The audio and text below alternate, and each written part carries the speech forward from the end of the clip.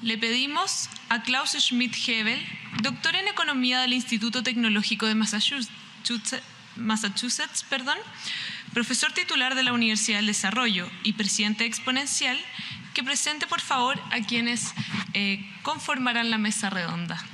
Muchísimas gracias. Estamos llegando al final del día. Bienvenidas y bienvenidos todos los que aguantan hasta ahora, a quienes por supuesto le agradecemos los panelistas acá de este último panel y único panel del día.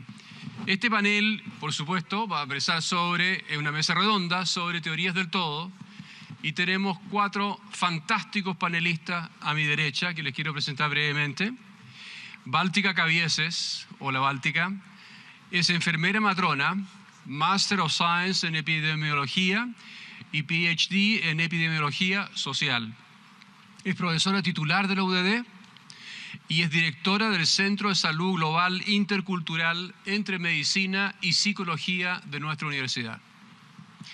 En segundo lugar, a su izquierda, de usted a su derecha, está Silvia Eizaguirre. Silvia es doctora en Filosofía de la Universidad Albert Ludwig de Freiburg, Alemania, y es investigadora senior del Centro de Estudios Públicos acá en Santiago. Luego tenemos a Álvaro Fischer, en el costado derecho, desde mi punto de vista izquierdo de vuestro. Álvaro es ingeniero matemático en la Universidad de Chile, es emprendedor y director de empresas. Es presidente de la Fundación Ciencia y Evolución. Es miembro de la New York Academy of Science y autor de magníficos libros. Quiero mencionar solamente a 2, La mejor idea jamás pensada y De naturaleza liberal. Una pequeña nota de pie que no me la aguanto, que es la siguiente. Álvaro fue hasta hace un año atrás la única persona residente en Chile que sabía de teorías del todo. Hoy día somos algunos más después de esta conferencia. Y finalmente Felipe Schwember, a mi derecha, es doctor en filosofía e investigador de Faro Universidad del Desarrollo. Hemos conversado bastante sobre este panel con mis colegas acá y hemos estructurado preguntas y hemos dado también luces de quién respondería estas distintas preguntas, atingentes, por supuesto, a lo que se ha expuesto hoy día por 5 extraordinarios, excepcionales presentadores, 6 presentadores en 5 sesiones. Quiero partir con un primer conjunto de preguntas y esas son, ¿qué hemos aprendido? ¿Qué hemos aprendido en este día de esta conferencia sobre teoría del todo? Además de integración del conocimiento de distintas disciplinas para explicitar la evolución del universo, la vida y el ser humano, ¿constituye realmente la teoría del todo o las teorías del todo disciplinas separadas, basadas, por ejemplo, en complejidad creciente, reflejada en una medida cuantitativa, como propone Chesson esta mañana? ¿O en el modelo Clarity de Daniel San Martín, también de esta mañana? Los dejo con esas preguntas y parece que Silvia sería la primera en dar algunas respuestas. Gracias, Klaus, por la invitación y muchas gracias a todos ustedes. Cuando me invitó Klaus a estar acá, yo dije, ¿por qué me invita a esto? Yo no tengo nada que hacer aquí. y la verdad es que no sabía lo que era la teoría del todo y estuve leyendo algunos libros, leí el de Clarity. Y de ahora que estuve todo el día escuchando las charlas, dije, ahora entiendo por qué estoy acá. Y es porque tal vez el primer intento de teoría del todo es la filosofía, que lleva 2500 años, ¿ya? Y el libro Gama de Aristóteles parte diciendo, ¿verdad?, si existe la posibilidad de una ciencia unificada, si existe la posibilidad de un conocimiento del todo, ¿verdad? Y si existe, porque no lo da por hecho, él dice, ¿existe esto? Y si existe esto, le vamos a llamar filosofía, ¿ya? Y no ha aparecido pues, en todo el día. Entonces yo quería, primero, importante como mencionar que hay una disciplina que lleva 2500 años haciendo teoría del todo, fracasando continuamente también y teniendo algunos éxitos. Y bueno, y lo interesante, y yo quiero decir lo que he aprendido, porque he aprendido muchísimo hoy día, es que la filosofía de alguna manera busca responder esta pregunta buscando un mínimo común entre todo lo que existe. Es decir, ¿qué es lo común que hay? Aquello que existe, lo que es, ¿verdad? le llaman ente. Bueno, puedo hacer una ciencia del ente, puedo hacer una ciencia de aquello que es, en cuanto que es, y que por lo tanto podría compartir todo lo que existe en el planeta y en el universo completo podría tener estas características, y eso es abocado a la filosofía. Y la respuesta es muy distinta a la que da Theory of Everything acá, ¿verdad?, con la ciencia, porque un poco lo que la ciencia está haciendo y lo que yo entendí es cómo construimos este puzzle donde me permite entender, ¿verdad?, la materia, los seres vivos, sus interacciones, el movimiento, y puedo explicar cómo se mueven los planetas y puedo explicar cómo surge la vida, algo que la filosofía no va a explicar y no lo va a intentar explicar, ¿verdad? Y cómo desde el conocimiento empírico, que por ser empírico nunca es certero, nunca, solo probable, y por lo tanto siempre está desafiado a ser falseado, ¿verdad? Pero entrega un conocimiento que es imposible que pueda entregar la filosofía, por otra parte. Y creo que esta manera de abordar esta misma pregunta desde disciplinas que se ven tan distintas ha sido sumamente interesante. Y algo que quiero destacar, que para uno que ha estudiado filosofía, y yo lo que admiro de la ciencia es que siendo un conocimiento empírico y por tanto nunca verdadero absolutamente, a priori, ¿verdad?, sino solo probable, es falseable y construyen computadores y llegamos a la luna. Y eso es maravilloso. Y entonces creo extraordinario este esfuerzo que ha hecho la ciencia por preguntarse estas preguntas que llevan 2500 años y de cómo ir completando este puzzle que cada vez siento yo que se está completando. Y creo que eso ha sido muy, muy enriquecedor y entusiasta. Gracias, Silvia. Tú, igual que Felipe, son filósofos y doctor en filosofía. Felipe, ¿disientes? ¿Acuerdas o presentas otro punto filosófico, epistemológico en complementariedad a lo que dijo Silvia? No, a ver, yo creo que voy a complementar más bien lo que dice Silvia. Bueno, a mí de hecho me pasó un poco como ella. Cuando me invitaron a hablar de teorías del todo, yo pregunté qué es eso. Y a medida también que me fui informando, claro, me doy cuenta que las teorías del todo en el fondo son ciertos problemas, diría yo, metafísicos, con lo que tropiezan los científicos a medida que avanzan en sus conocimientos o que procuran unificar, por así decirlo, las distintas proposiciones que conforman su propia corpus teórico, ¿cierto? Y en ese sentido, yo diría que, a ver, yo veo las teorías del todo como una vuelta a la metafísica o como un intento de articular o vehiculizar ciertas inquietudes metafísicas que son muy antiguas en la historia de la filosofía occidental, bueno, que comienzan con la misma filosofía, ¿cierto? Como dice Silvia, esta pregunta es una pregunta filosófica. Por eso yo digo que, o comencé mi intervención diciendo que básicamente lo que yo veo aquí es una recuperación o una vuelta a ciertos problemas que son metafísicos. Y añadiría algunas cosas más en la misma línea de Silvia, ¿cierto? Yo diría que estas son teorías metafísicas en primer lugar por su objeto. El objeto de estas teorías es el todo. Y como dice Fichte, un filósofo del idealismo alemán, el fundamento de la experiencia, es decir, el fundamento de todos los fenómenos que nosotros observamos, tiene que estar fuera de la experiencia. De otra manera, uno no está ofreciendo el fundamento de aquello que quiere explicar. Y en ese sentido, yo creo que estas teorías podrían engarzarse a una tradición larga y venerable que a veces no se lleva muy bien con la ciencia, ¿cierto? Se lleva manotazos con la ciencia, pero en el fondo preguntas como la que decía Silvia que hace Aristóteles, ¿cierto?, en la metafísica, o la que hace Tomás de Aquino a propósito de las pruebas de la existencia de Dios. Cuando Tomás de Aquino se hace la pregunta por la prueba de la existencia de Dios, en el fondo se está haciendo una pregunta no muy diferente acerca del fundamento de la naturaleza, el fundamento de los fenómenos, como diríamos fichtianamente, ¿cierto? En ese sentido, yo creo que las conexiones, por así decirlo, entre esta pregunta o entre esta labor que han acometido los científicos y la filosofía es muy evidente. Me parece en ese sentido que los científicos tendrían mucho que aprovechar de la tradición filosófica. Y por otro lado, diría que esta inquietud o este esfuerzo es un esfuerzo, digamos así, inevitable para nosotros como seres humanos. ¿Cierto? Ya decía Kant que aunque la metafísica no sea una ciencia, es un esfuerzo intelectual al cual nosotros no podemos renunciar.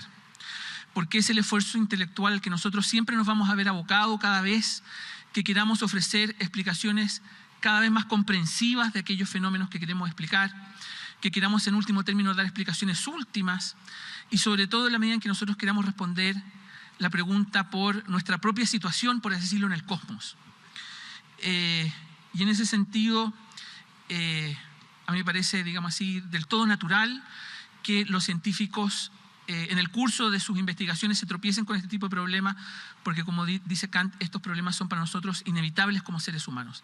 Y en ese sentido simplemente puedo terminar esta intervención diciendo que celebro mucho esta intersección, por así decirlo, entre la ciencia y la filosofía. Creo que a medida que la ciencia se hace preguntas más ambiciosas, es inevitable que se tropiece con problemas metafísicos, con la filosofía. Probablemente algunos van a ver en esto una pérdida. Puede que lo sea, pero es una pérdida que es inevitable y con la que tenemos que saber lidiar. Bueno, en mi caso, más que saber lidiar, esto es lo que yo me dedico, así que más que una pérdida es una ganancia, pero para otros será una pérdida y tendrán que saber lidiar con ella. Gracias. Muy bien, Felipe. Álvaro, ¿qué son para ti las teorías del todo? Y acá hay una proyección, tenemos entendido, de tus ideas. ¿Se escucha? Sí. Bueno, primero saludo a todos y agradezco a Klaus la invitación y la organización de este evento. Yo he aprendido que uno no debe desmentir los halagos, así que los acepto, pero yo soy bastante escéptico de su grado de verdad. el que me acabas de decir respecto de las teorías del todo. Y, mira, yo traje unas láminas para tratar de visualizarlo desde el ángulo en que yo veo. Bien. Entonces, las teorías a mí me gusta hablar de la teoría del todo, o de teoría de todo, más que teorías del todo, por la razón que voy a tratar de explicar a continuación. La idea de entender el mundo de manera unificada es una ansia permanente de nuestra curiosidad intelectual y que proviene de siempre, y lo explicó David Christian en su presentación. Las historias de origen han estado siempre ahí. O sea, esta es una ansia permanente de los seres humanos y se manifiesta en algunas citas que quiero mostrarles a continuación. La primera es una cita bien conocida de todos los que están en estos temas, que es la cita del matemático David Hilbert, el matemático alemán, que dijo, ¿no es verdad? Wir müssen wissen, wir werden wissen. O sea, debemos saber, vamos a saber. Eso es una especie de ansia que inclaudicable. O sea, aunque no nos resulte, vamos a seguir intentándolo porque esta es nuestra disposición. Y el sistema nervioso central que poseemos, que es el resultado del proceso evolutivo, nos induce a ello. A continuación está esta cita de E.O. Wilson, que también fue presentado uno de los científicos hoy día, que dice que el mayor desafío de la mente humana es establecer los vínculos entre las ciencias naturales y las humanidades. O sea, en el fondo, la aspiración a la que habla Wilson es que podamos explicar los fenómenos que están más allá de las ciencias naturales, que pertenecen a las ciencias, al mundo de las ciencias biológicas o las ciencias del comportamiento, aquellas que están relacionadas con nuestros pensamientos, con nuestras acciones, con nuestras disposiciones emocionales o motivacionales, desde una mirada científica integrada con las ciencias naturales. Esa aspiración es la que Wilson hace en su libro Consilience y que fue presentada, no sé si me parece que por McGrath en su presentación anterior. Sí. Y esta es una aspiración muy importante, y esa es la que motiva a muchos científicos a entrar a esos temas de teoría de todo. A continuación está esta cita de Murray Gell-Mann, también mencionado en la primera charla hoy día. Murray Gell-Mann es uno de los físicos más importantes del siglo XX, descubrió los quarks, con otro físico como se mencionó en la mañana, y él escribió un libro que se llama El quark y el jaguar, aberturas de lo simple y lo complejo, porque el mundo de lo simple es el mundo de la física y el mundo de lo complejo es el mundo biológico y cultural. Entonces, esto muestra cómo un científico está intentando entender la realidad cruda como un todo.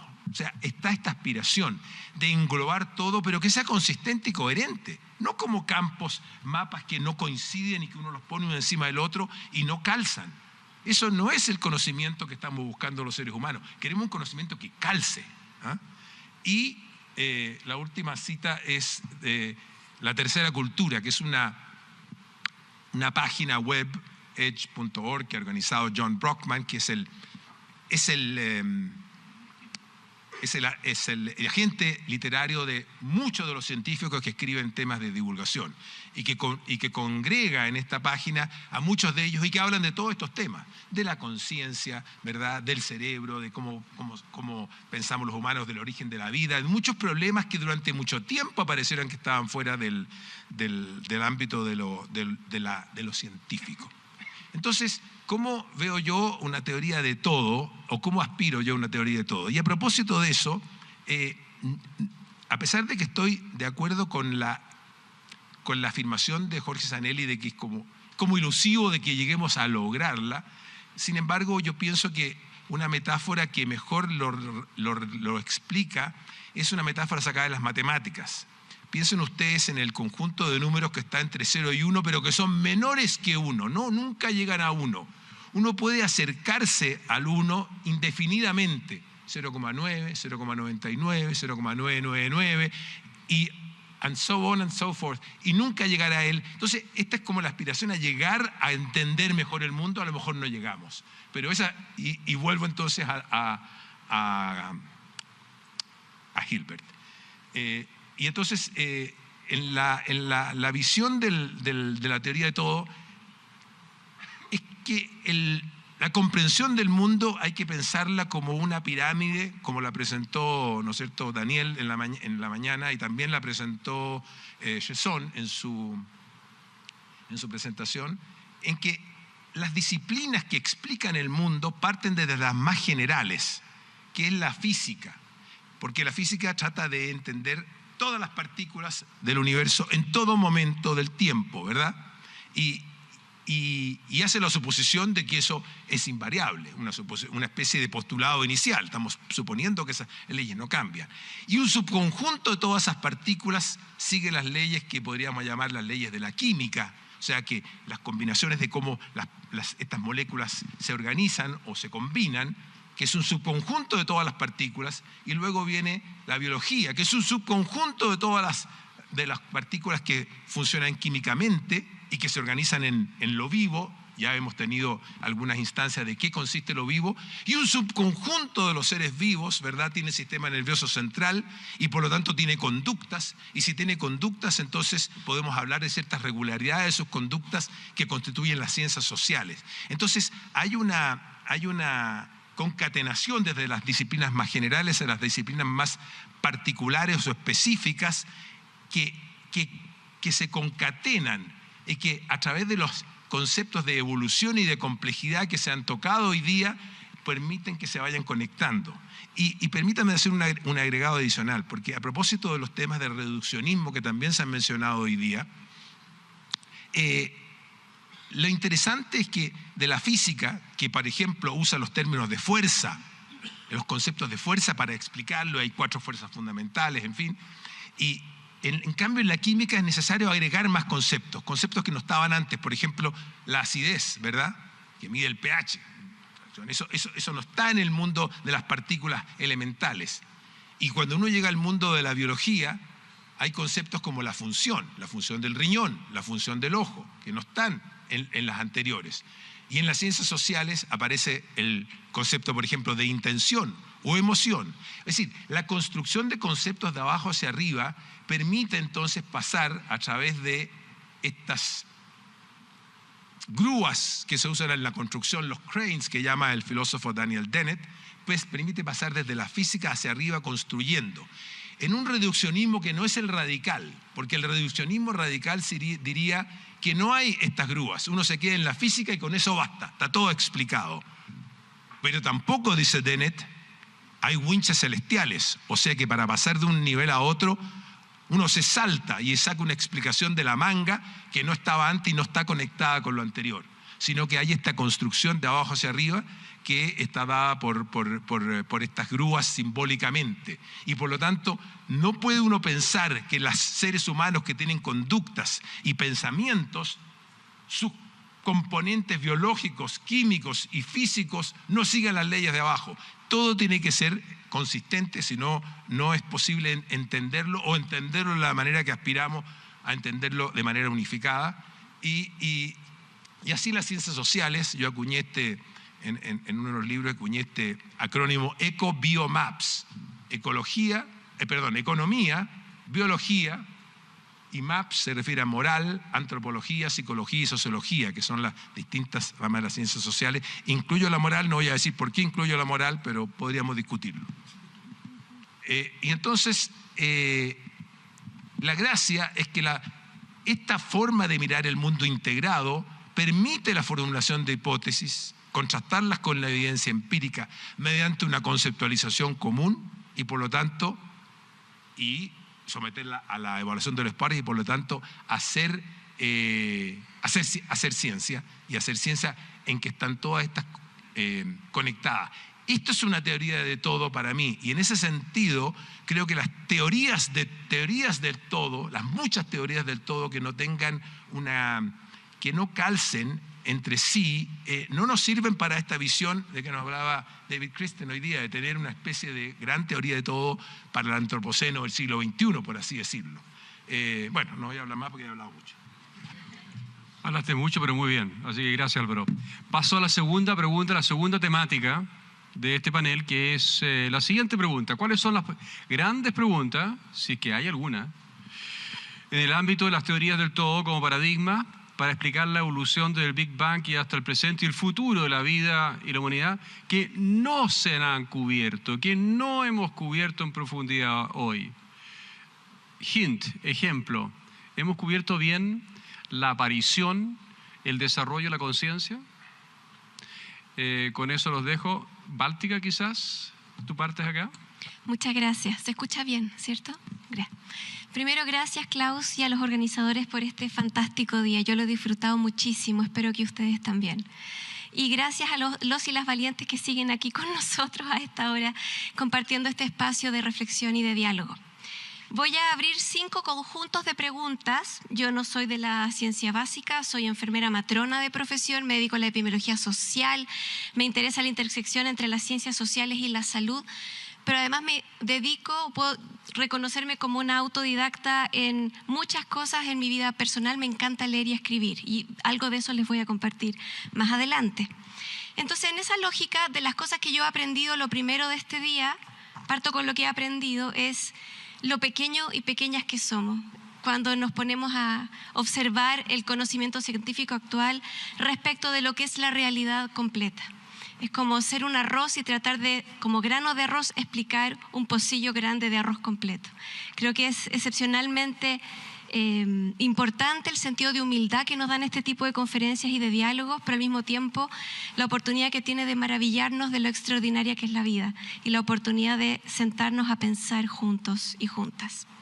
Bueno, entonces tengo 5 ideas de preguntas. La primera, todas ellas, voy a hacer un pequeño paréntesis sobre cosmos, evolución y persona. En todo lo que yo diga no puedo separar mi nivel de persona y de conjunto y de comunidad porque es a lo que más me dedico. El primero, y siguiendo la presentación del profesor Alistair McGrath de Oxford, la primera pregunta que me surge, quizás no respondida completamente en esta sesión, es ¿qué podemos aprender de la naturaleza sobre la naturaleza misma? Quizás de eso se ha hablado bastante, pero sobre todo de nosotros mismos. ¿De qué manera lo que observamos en la realidad nos dice de nosotros mismos internamente? Me refiero al menos en 3 niveles un poco más complejos: hacia adentro, como persona hacia sí misma, en una relación con otros y en la relación y la interacción con la naturaleza. ¿De qué forma esta relación entre estas 3 partes podría ser concebida como virtuosa, próspera, respetuosa y sana, por ejemplo?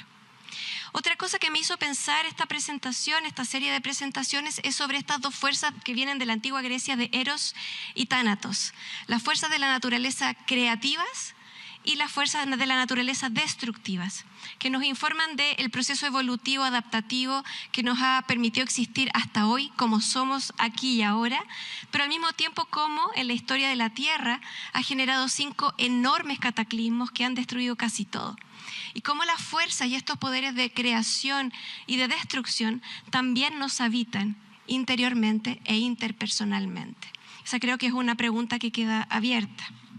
La otra pregunta sobre esto es si existe un único mundo realmente, quizás una única tierra, pero desde una perspectiva de múltiples realidades, distintas visiones culturales, sociales, identitarias, entre otras.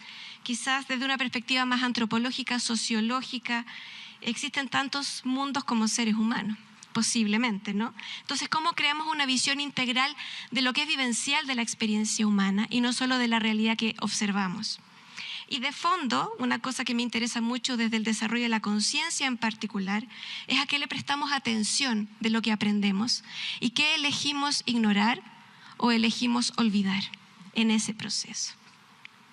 Otro segundo conjunto de preguntas que me surgieron tienen que ver con la mirada inter y transdisciplinaria de la cual han hablado la filósofa Mary Mitchley, San Martín y Ormazábal y Velázquez también recientemente. ¿Qué gano realmente integrando visiones de otras disciplinas? Y sobre todo, ¿cuál es el mejor proceso para conseguir aquello con eficacia y eficiencia? Habitualmente ocurre, y lo digo yo que trabajo en una intersección difícil entre las ciencias sociales y las ciencias biomédicas y de la salud, es que tiende a haber una dominación paradigmática de una forma de ver la realidad sobre otra. Y nosotras nos dedicamos, por ejemplo, en nuestro Centro de Salud Global Intercultural, a paradigmas que tienden a lo mixto o a lo multimétodo entre lo cuantitativo y lo cualitativo. ¿Cómo yo integro eso que viene de paradigmas disciplinares científicos diferentes? ¿Cuál vale más? ¿Cuál tiene más valor? ¿Son todos igualmente subjetivos? ¿Por qué se cree que el cualitativo es más subjetivo y no tiene subjetividad lo cuantitativo? ¿Solo porque tiene números no hay interpretación propia de la realidad? Esas son las preguntas que nos hacemos y que investigamos desde la dimensión social de la salud en particular. ¿Qué ciencia es válida? ¿Cómo crear espacios de interacción entre fuerzas débiles y fuertes, haciendo referencia a la primera presentación, y entre distintas formas de creación del conocimiento que nos dan profundidad? Puede ser que nos den amplitud a una escala que no somos capaces de comprender totalmente, pero que, por cierto, en la experiencia humana nos dan profundidad y nos dan sentido. Otro tercer conjunto de preguntas son cómo hacer que todo quede en un único mapa de realidad. De nuevo, Mary Mitchley, pero también Eric Chesson. Y conecto esto con la teoría de complejidad, de la cual hablaron San Martín y Ormazábal. La idea de mapas mentales o de modelos teóricos como simplificaciones inevitables de la realidad. Desde la perspectiva de ciencia e implementación en salud, por ejemplo, se habla de pensar cuáles son en modelos complejos que se ocupan en salud, en sistemas de salud, cuáles son los ingredientes activos de todas las variables posibles, cuáles son aquellas que determinan un cambio significativo en lo relacional o en los fenómenos emergentes. Entonces, ¿qué es lo activo universal? Podríamos preguntarnos. Y en salud global, que es un ámbito en el que nos dedicamos también, nos preguntamos sobre patrones de salud que son de interés común en cualquier continente de todo el planeta. ¿Es eso suficiente? En especial en la era actual de liquidez, de multisituado y de digital, del respeto a la diversidad cultural, territorial, política, identitaria, de la búsqueda del rescate de nuestra historia y de dónde venimos.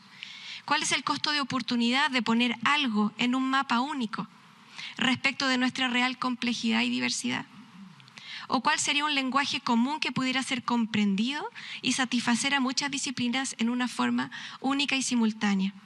¿Cómo conocer a priori los costos de oportunidad que tiene la simplificación en el diálogo interdisciplinario y limitarlos al máximo? Y sobre todo, ¿no serían todos estos esfuerzos de igual manera antropocéntricos? ¿No estamos cada vez que hablamos de la realidad hablando realmente de nosotros mismos? El cuarto punto, me queda poco, Klaus. La ciencia como parte de la experiencia humana. O sea, la experiencia humana contiene dimensiones éticas, fenomenológicas, históricas, contextuales, científicas. ¿Cómo se podría capturar todo ello, que es intangible, en esa búsqueda de la observación de lo tangible? Quizás no con patrones de explicación, pero quizás sí a través de patrones de descripción de la realidad. Entonces, ¿cómo ir al día en esta descripción de la realidad con el constante devenir de la experiencia humana particular en cada territorio, de la naturaleza y de toda la existencia en su verdadera y compleja diversidad, para alcanzar esta construcción de una teoría integral? A mí me parece, como investigadora, que siempre voy un paso atrás, que siempre estoy describiendo algo por debajo de un peldaño de lo que ya está pasando, que siempre queda algo pendiente, que algo nuevo emana de cada gran conquista y de cada gran destrucción. Y para terminar, siguiendo la presentación de David Christian de Macquarie, quiero abrir preguntas orientadas a la importancia del sentido de propósito, de la cual él habló. Destaco aquí la belleza de las ideas de historias centrales, core stories, que existen en todas las sociedades humanas, porque surgen del proyecto exclusivamente humano de habitar esta tierra y de intentar darle sentido a esta existencia.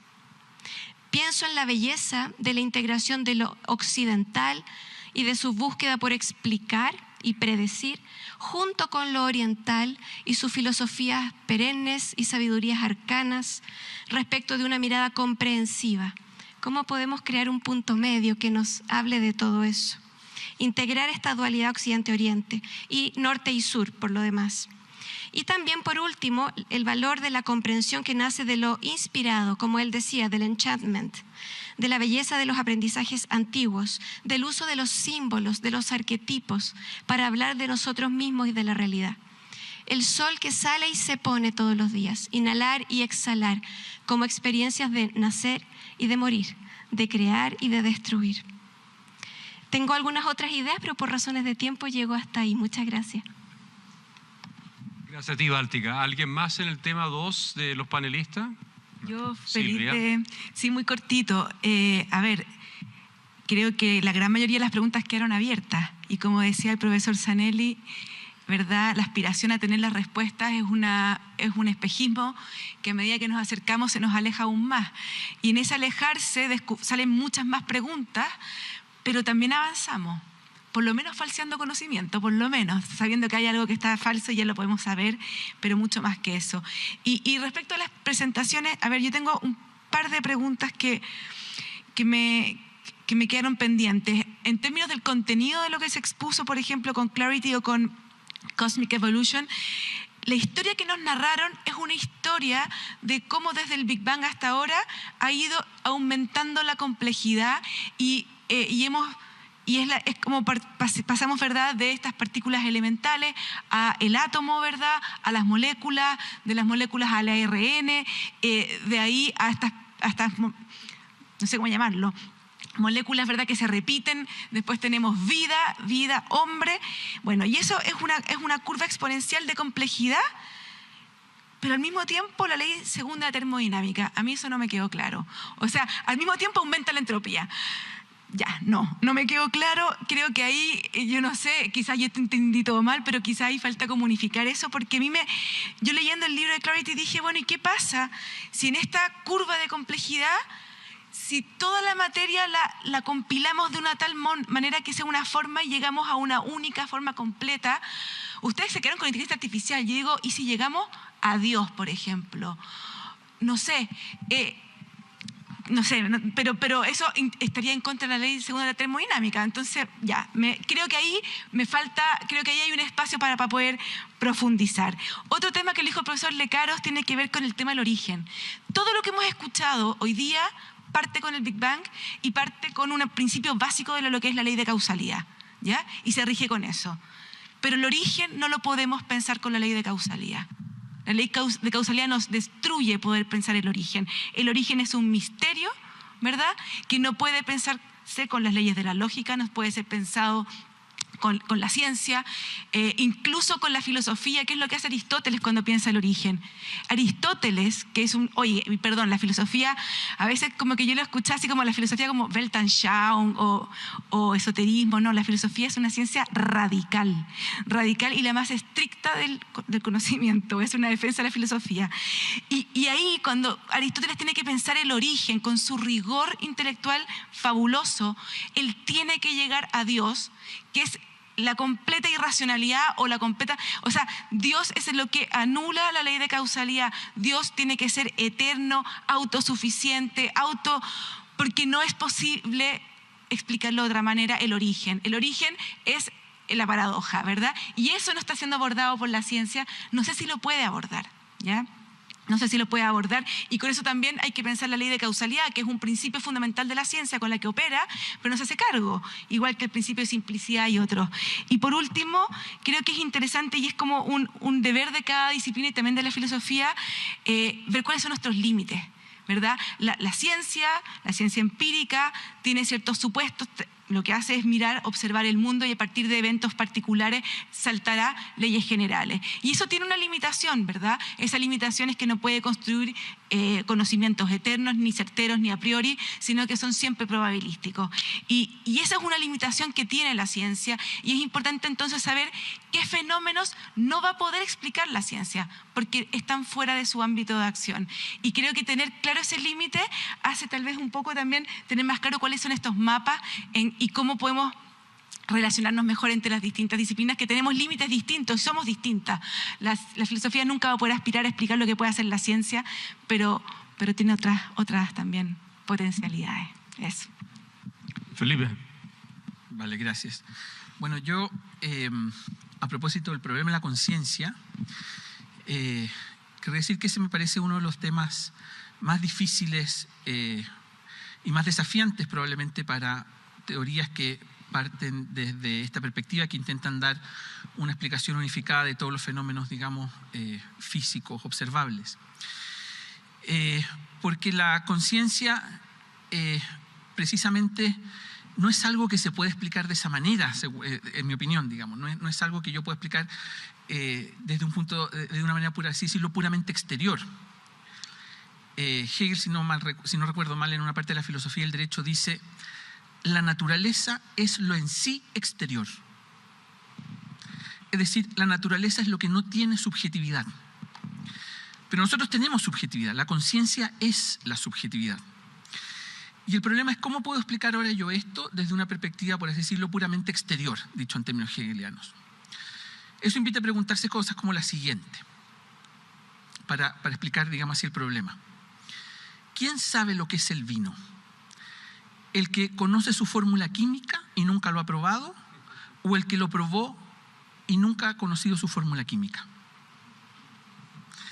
Ese tipo de dilemas, digamos así, yo creo que no se pueden perder de vista a la hora de abordar este tipo de problemas y para, digamos así, conocer un poco, ¿cómo decirlo?, las limitaciones o los presupuestos de los puntos de partida que se asumen en una investigación de este tipo. Y en ese sentido yo diría que lo que probablemente sería muy provechoso sería reflexionar precisamente acerca de esos puntos de partida. Por ejemplo, también a propósito del reduccionismo, claro, uno podría decir, en cierto sentido es posible el reduccionismo. Hay un reduccionismo parcial, por así decirlo, que es exitoso. Pero haciéndose la pregunta filosófica más radical, ¿puede ser exitoso un reduccionismo total? Porque si un reduccionismo total fuese posible, yo debería poder explicar la conciencia o el sabor del vino a partir de fenómenos físicos o de fórmulas químicas. Y a mí me parece que ese es un presupuesto, digamos así, en la que haríamos bien, o quienes se dedican a la teoría del todo, harían bien, por así decirlo, en abordar. Y luego, se me olvidó lo que iba a decir. Eso pasa a las 5 de la tarde. Eso pasa a las 5 de la tarde. Bueno, ya me recordaré, lo dejo para después. Álvaro. Sí, mira, un par de cosas. Efectivamente, el tema de la conciencia es un tema muy, muy importante y yo creo que la ciencia está haciendo los aportes más interesantes sobre su comprensión que se han hecho hasta ahora. Yo invito a la audiencia y a mis colegas aquí en el panel a leer lo que se ha escrito sobre eso y apreciarlo en eso. Por ejemplo, el libro Being You de Anil Seth, que es un investigador británico, y otros más. Hay mucha literatura sobre eso y resulta especialmente interesante entender cómo ellos están tratando de integrarlo de la manera como yo lo presenté acá. Hay otros problemas también que no han sido abordados y que en esta manera de integrar para entender la realidad como un todo sería interesante. ¿Cómo es que la mente produce arte o literatura, ¿no? Y yo creo que es un problema también de la misma naturaleza. O sea, no es una naturaleza distinta, es muy complejo. La complejidad de los fenómenos y lo formidablemente difíciles de entender no significa que no sean fenómenos, por lo tanto, estudiables. Y respecto del origen, es cierto que no hay una definición final del origen y la ciencia tiene algunas explicaciones y probablemente no son las más apropiadas o no son definitivas. Pero la pregunta que me hago yo, ¿y cuál es la alternativa? La alternativa es entonces tener un motor inicial. ¿Y cuál es el motor inicial del motor inicial? Y entonces uno cae en una regresión infinita hacia atrás. Entonces, la pregunta más bien es, bueno, ¿qué tenemos como alternativa a los esfuerzos que hace la ciencia, que aunque sean incompletos, son lo mejor que podemos hacer hasta ahora? Porque tienen la gracia de que recogen toda la evidencia que hemos ido acumulando y tratar de hacerla que funcione toda compatible. O sea, la ciencia siempre es bayesiana y eso es muy importante tener en cuenta. Me acordé lo que iba a decir. Dale, Álvaro. Felipe. Sí, yo me acordé lo que iba a decir a propósito de lo que decía la conciencia. Dado que esta dimensión cualitativa de la conciencia es ineliminable, digamos así, y no puede ser explicada o reproducida por la ciencia, explicada en el sentido de dar cuenta de ella, de la subjetividad, quiero decir, uno podría pensar, por ejemplo, en esfuerzos como lo que hicieron los filósofos del idealismo alemán, que puestos, digamos así, ante la alternativa de explicar la conciencia por la necesidad o la necesidad por la conciencia, ellos dijeron, bueno, expliquemos la necesidad por la libertad y por la conciencia. Para lo otro ya está el empirismo. Y por eso, por ejemplo, en la pregunta acerca del primer programa del idealismo alemán, la pregunta es, ¿cómo debería ser la naturaleza para que en ella puedan existir agentes racionales libres? Obviamente, una pregunta de este tipo no ofrece un programa de investigación empírico como el que desarrollan normalmente las ciencias, y eso está bien, digamos así. Pero una pregunta de este tipo tiene la ventaja, a mi juicio, de permitir combinar un programa de ese tipo con una concepción global que admite espacio para preguntas acerca del sentido de las cosas, acerca de la dimensión de la libertad, acerca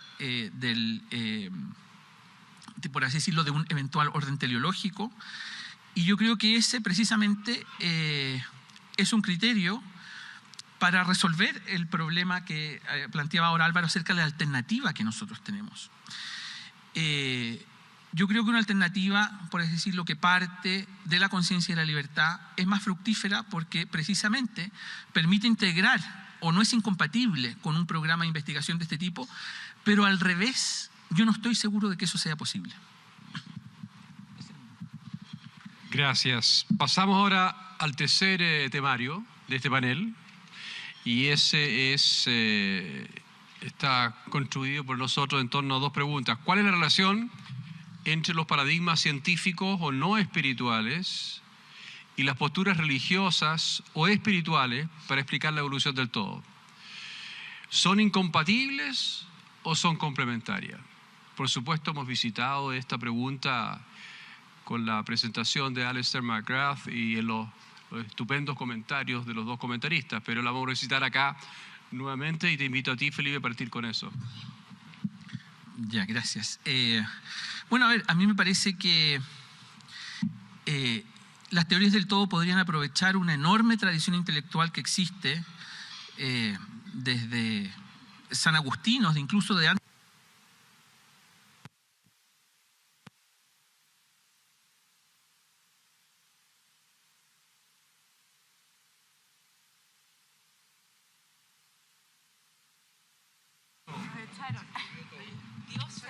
Hola, hola. ¿Ahí sí? Ahora sí.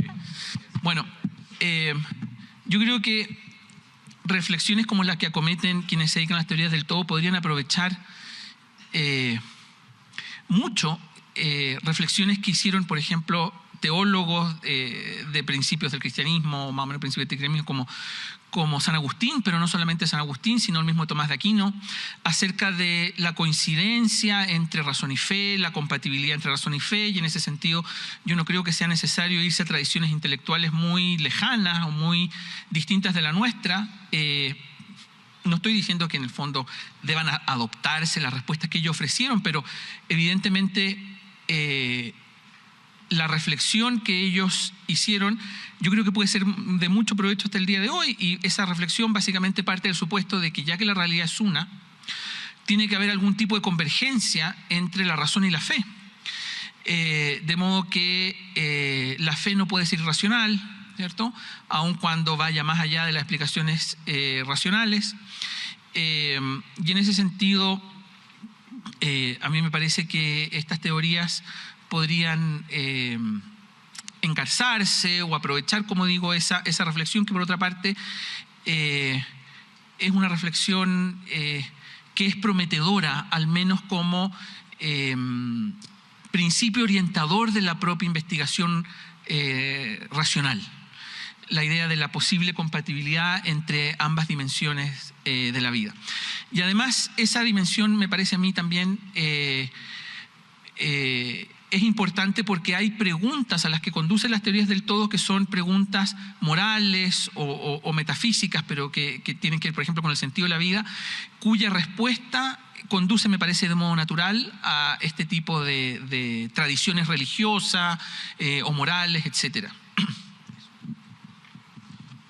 Gracias, Felipe. Yo me voy a referir ahora brevemente a lo que yo aprendí también hoy día con ustedes y lo que leí previamente sobre las concepciones de teoría del todo, desde los que plantean la complementariedad entre ciencia, por una parte, y, por otra parte, religiones o posturas espirituales o principios éticos, por la otra. Y quiero referirme, por tanto, a lo que planteó Alistair McGrath sobre la complementariedad entre ciencia y fe, justamente en la sesión previa a esta. Y me quiero referir a las posturas de dos otros expositores hoy día, o conjuntos de expositores, Daniel San Martín y David Christian, en las sesiones de hoy día, y a las posturas de Geoffrey Moore, cuyo libro leí, y de Ken Wilber, que fue mencionado también esta mañana, en estas relaciones entre ética y ciencia. Aprendimos hoy día que los seres humanos nos planteamos dos preguntas fundamentales sobre nuestra existencia, que son interrogantes metafísicas, como varios de ustedes han iluminado desde distintos ángulos. Primera pregunta: ¿cómo encajamos en el gran esquema universal? ¿Cómo formamos parte del todo? Y la segunda gran pregunta metafísica es ¿cómo deberíamos comportarnos? ¿Cuáles son los principios que deberían guiar nuestro pensar y nuestro actuar? La primera, por supuesto, es una pregunta positiva sobre cómo funciona el universo y qué lugar en su evolución tomamos nosotros, la humanidad. Y las teorías del todo avanzan en dar respuestas, claro, imperfectas, incompletas aún, pero son respuestas cada vez más sofisticadas y completas sobre la evolución del cosmos y nuestra pequeña parte en dicha evolución. La puntita del triángulo que todos dibujaron, incluido Álvaro hace pocos minutos atrás. La evolución del cosmos y nuestra pequeña parte en dicha evolución, basadas en paradigmas que integran lo que explican las distintas ciencias naturales y sociales. La segunda es una pregunta totalmente distinta. Es una pregunta normativa sobre las bases éticas que debería guiar el comportamiento humano. Ahora, la gran pregunta es ¿de dónde vienen dichas bases éticas? ¿De dónde viene la ética, la moral? Y acá hay dos respuestas radicalmente distintas. Una es que puede venir desde arriba o desde el lado quizás de las respuestas positivas, porque se basa en una concepción religiosa o espiritual que siempre viene acompañada de una moral o una ética. Pero alternativamente la ética también puede venir desde abajo, y lo dijo así creo explícitamente Daniel San Martín en su presentación. Puede venir desde abajo, vale decir, ser consecuencia de la evolución darwiniana. Es es decir, no atada a una concepción religiosa o espiritual. Y esa consecuencia se le dan, por supuesto, comunidades o sociedades más complejas que las de las primeras moléculas de vida. Déjeme partir con un libro que ustedes no leyeron, o la gran mayoría de ustedes no leyó, que me lo regaló Raúl hace 2 años atrás, de su amigo Geoffrey Moore de California. Es una teoría del todo, y en esa teoría del todo, Geoffrey Moore, la secuencia causal de la evolución de sociedades avanzadas, de mamíferos, y especialmente la especie Homo sapiens se llega al lenguaje, del lenguaje a la conciencia, y de la conciencia al desarrollo de la práctica de la bondad altruista, especialmente más allá de la familia y los amigos. Family, Friends, Community. ¿Les suena eso algo? El proyecto de Harvard desde los años 30 hasta la fecha. Bueno, lo que Geoffrey Moore subraya es community, vale decir, desplegar el altruismo bondadoso más allá de familia y amigos, desplegarlo hacia la comunidad. Y ahí Moore afirma que las comunidades que promueven acciones altruistas tienen una mayor capacidad para adaptarse a las presiones de la selección natural. Ello genera un feedback positivo, un círculo virtuoso entre evolución darwiniana y el desarrollo de las bases éticas para el buen comportamiento social. Pero cada conjunto de normas éticas tiene solo validez local o nacional y compite con otros principios éticos de otras localidades o naciones.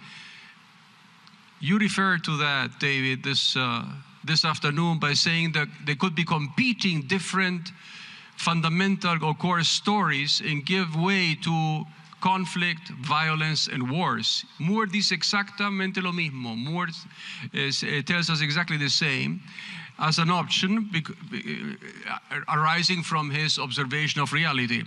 Esta violencia, por supuesto, el caldo de cultivo para los ejemplos que da Moore de las consecuencias de esos conflictos, que son el enojo, la desesperanza, el odio y la venganza, y todas las otras manifestaciones de la maldad. La maldad constituye, por supuesto, una amenaza existencial para la bondad. Es la negación de la bondad, es la antítesis. Para contrarrestar a la maldad, la bondad debe prevenir la extensión de la maldad, actuando proactivamente, preventivamente el mundo, incluyendo el autosacrificio humano, de acuerdo a principios éticos idealmente universales. And there comes your universal core story, which is developing, and in your view will be developing. La segunda visión de tener desde abajo la aparición y el desarrollo de principios éticos viene de Daniel San Martín y de Ignacio Ormazábal. Daniel, en su libro Clarity, espero que todos lo hayan comprado, todavía tengo una oportunidad a la salida acá, hace breve referencia en su libro a la emergencia de principios éticos en toda comunidad de animales avanzados, mamíferos avanzados, primates, y en la sociedad del Homo sapiens. David Christian cuenta en sus core stories un desarrollo similar donde, y acá he dejado de entender mi propia letra, pero acá incluye principios éticos en el comportamiento y que ofrecen a su vez por desarrollo darwiniano y desde la racionalidad de la evolución, ¿no es cierto?, el desarrollo de moral guidance. Alistair McGrath hace lo contrario. Alistair McGrath desde la religión nos presenta, o desde una visión espiritual basada en alguna religión, nos presentó en la sesión anterior una visión del mundo que intenta integrar a las ciencias naturales, o las teorías del todo darwinianas o materialistas, con la fe. Y justifica esto por un cúmulo de razones, como por ejemplo, ciencia y religión no son incompatibles, afirmación ciertamente negada por muchos, por supuesto por Dawkins, por Harris. Segundo punto, mientras la ciencia explica la realidad, la religión la interpreta. Y varios puntos más que elaboró en su presentación. Una visión complementaria también con principios éticos desde arriba la presenta un no creyente tradicional, fue mencionado en la mañana su libro que leí estos últimos días, y Ken Wilber, psicólogo integral y autor de un libro también de Theories of Everything, que desde un ángulo espiritual, fundamentalmente influido por el budismo, también aboga por una visión integral que combine conocimiento científico, los principios éticos y una cosmovisión espiritual. Déjeme finalizar este punto sobre una experiencia que ciertamente en mi vida y la de mi mujer Greta nos ha influido mucho, que es la experiencia análoga a la cual hizo referencia Rafael Vicuña. ¿Está por acá todavía Rafael? Ahí está. Su extraordinaria experiencia en la Academia Pontificia de Científicos Católicos, los menos aprendido hoy día, y la gran mayoría no necesariamente católicos, que es el encuentro bajo la égis de una religión, el Vaticano, ¿no es cierto?, entre científicos, entre ellos y también con la fe, por supuesto, que ha sido un tópico ahí. Me refiero a los encuentros que le organizó nuestro compatriota extraordinario, que ha sido citado varias veces hoy día, Francisco Varela, a invitación del Dalai Lama, los encuentros entre budismo tibetano y científicos occidentales desde el año 1990 hasta la fecha.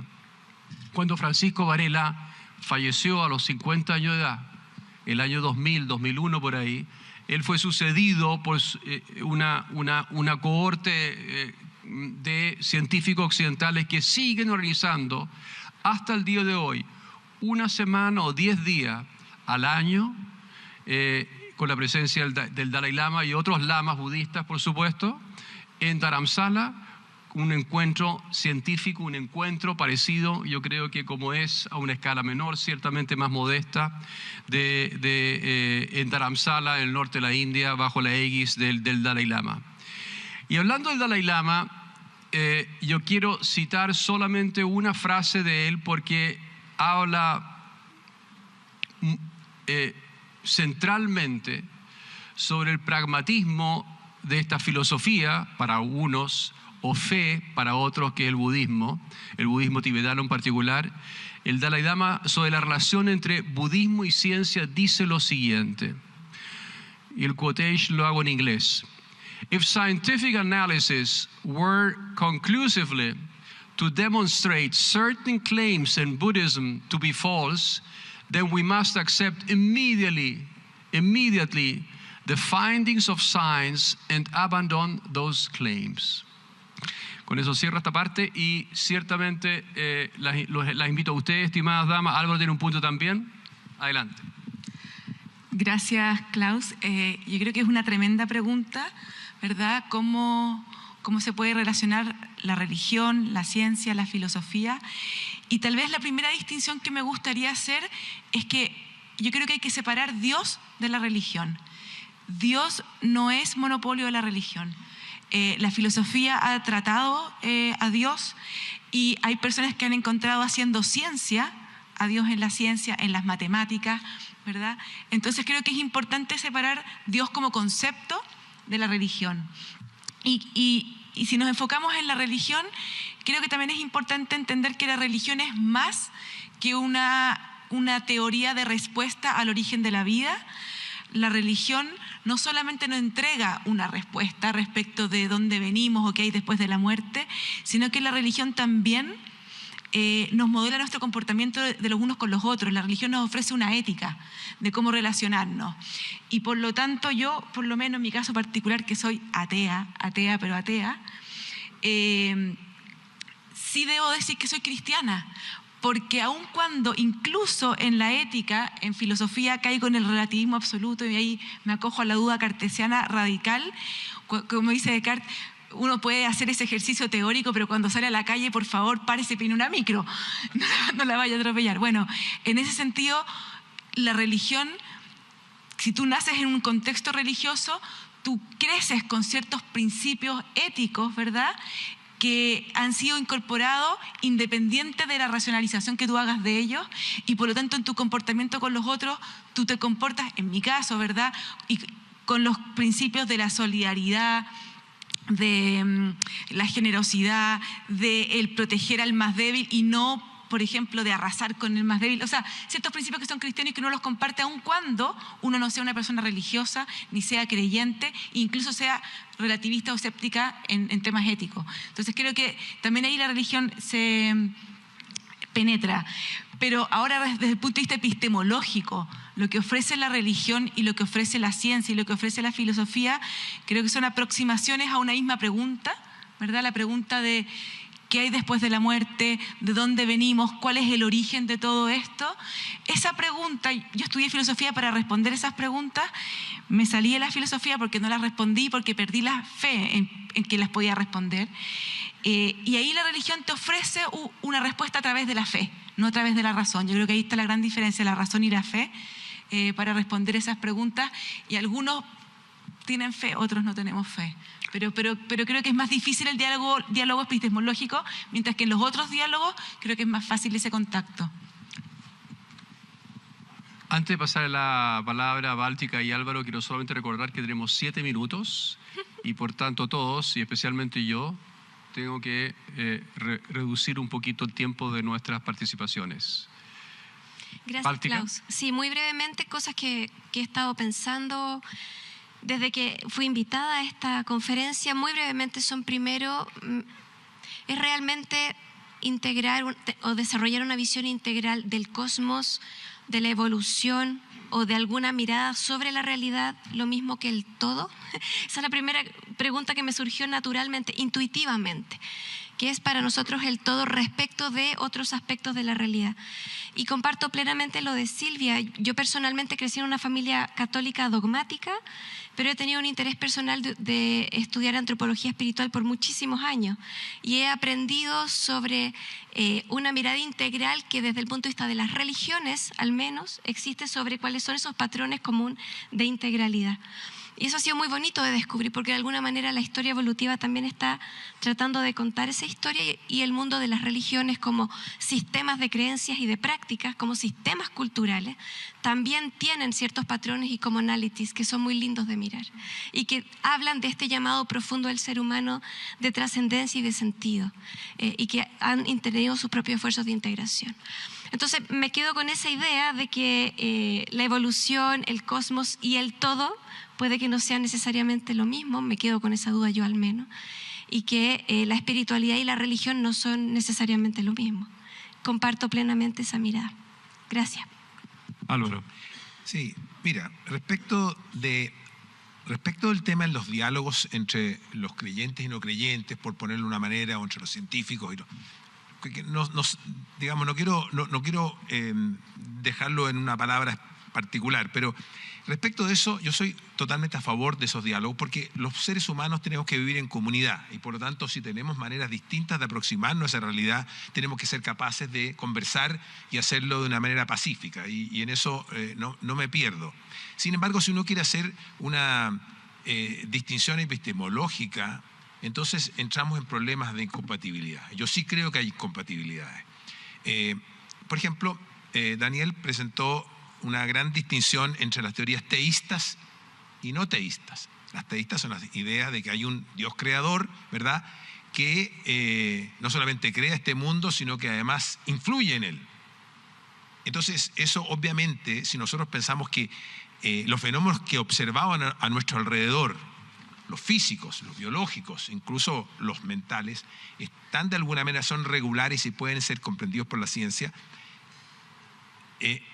entonces la posibilidad de que un Dios creador influya en ellos quiere decir que está corrigiendo o modificando aquellas reglas que uno está encontrando a lo largo de este esfuerzo científico, y por lo tanto uno u el otro.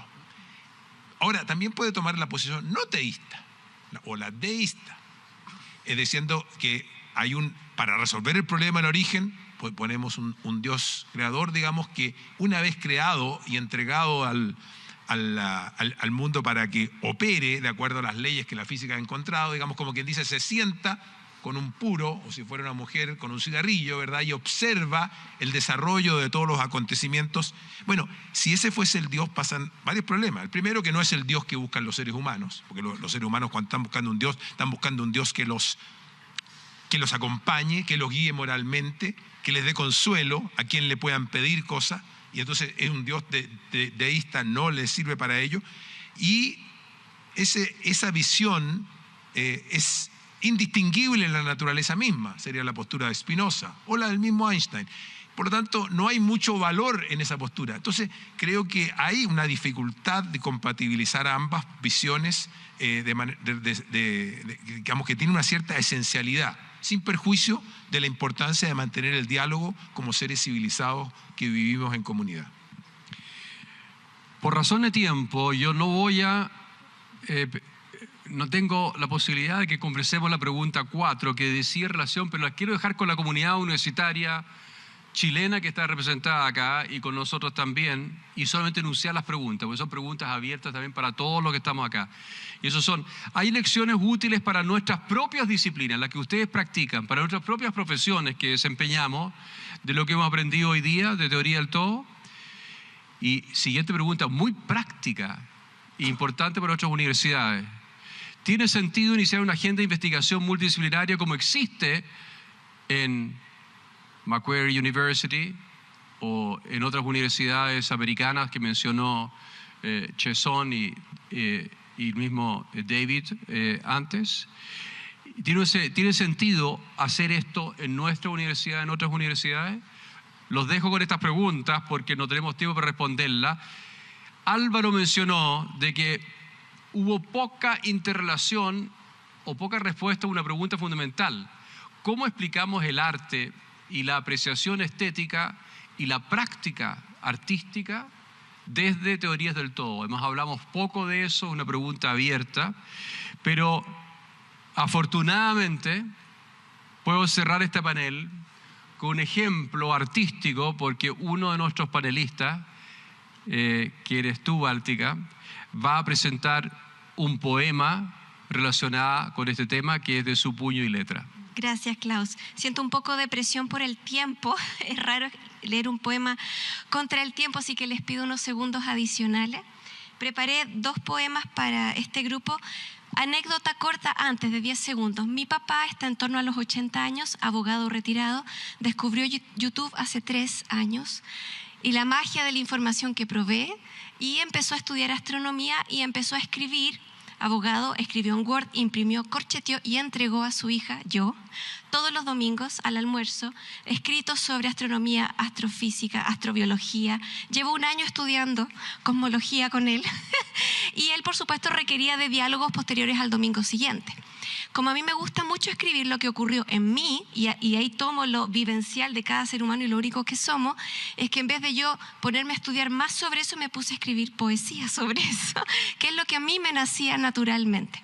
Tengo muchos poemas sobre eso, pero les voy a leer solamente 2, si es que me dan ustedes el permiso. El primero es sobre la luz y el segundo es sobre el vacío. De nuevo, Eros y Tánatos, retomo, si es que se puede hacer esa comparación. Este primero se llama Trayectoria acelerada y está en referencia a la luz en permanente movimiento atravesando el cosmos. Bien, ojalá que lo disfruten. Trayectoria acelerada.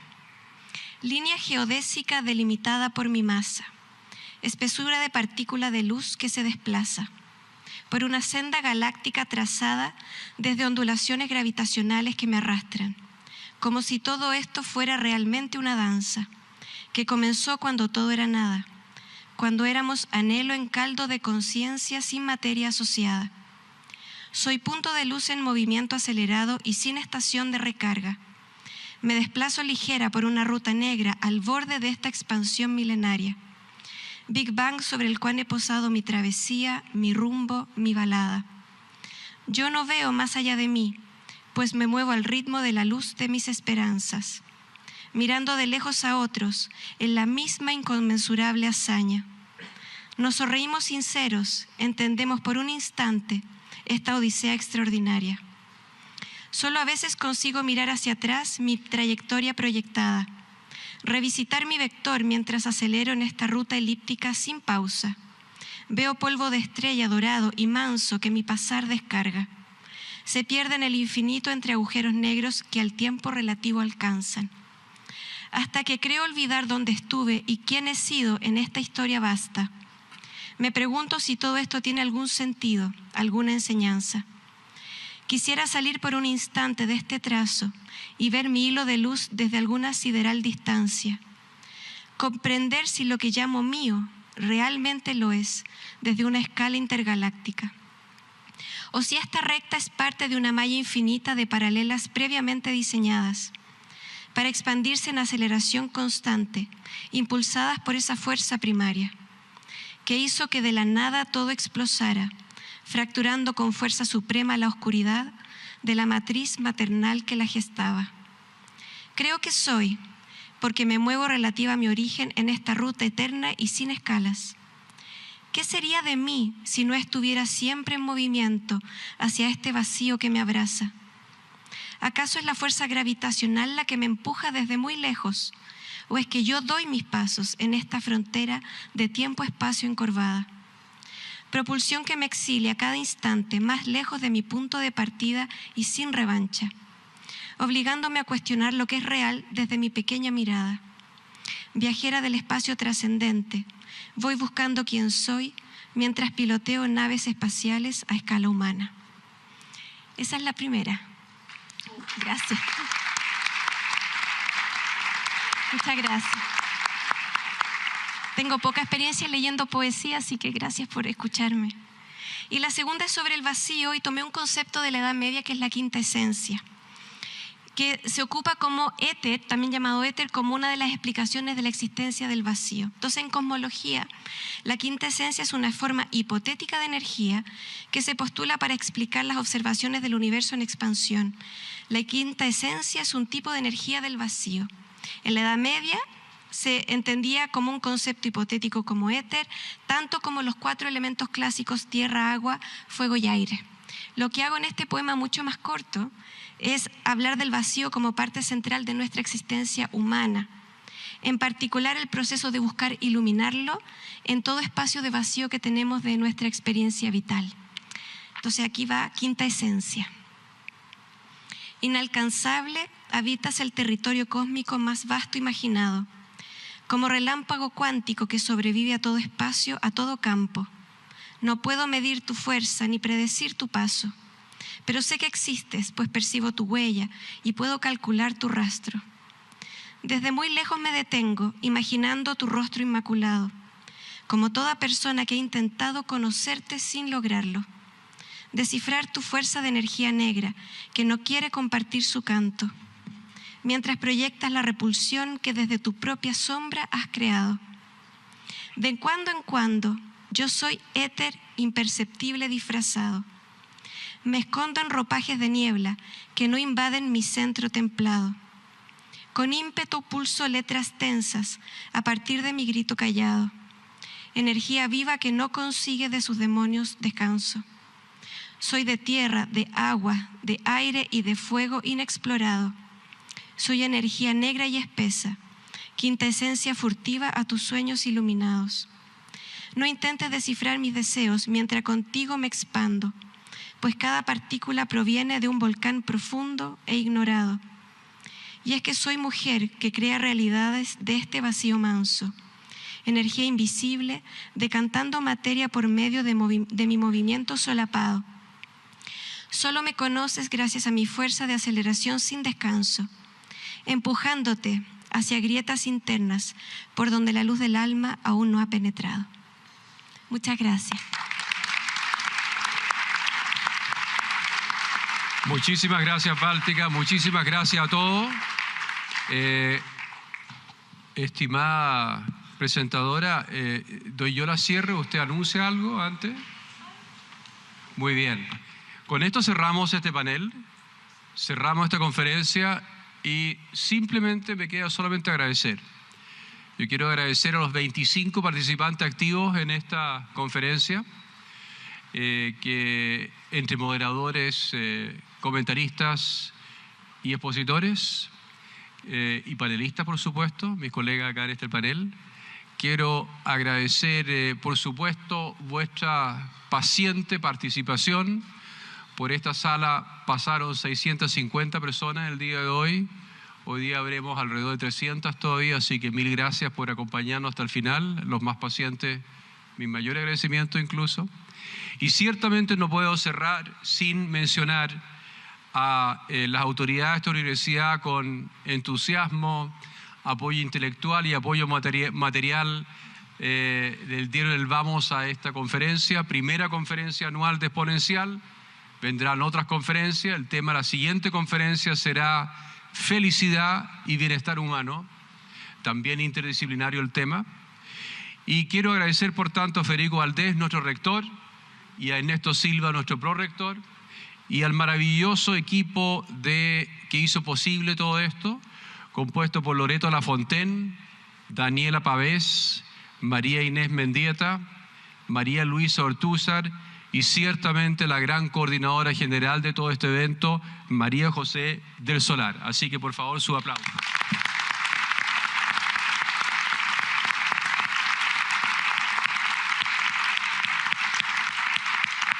Y hasta el próximo año. Gracias.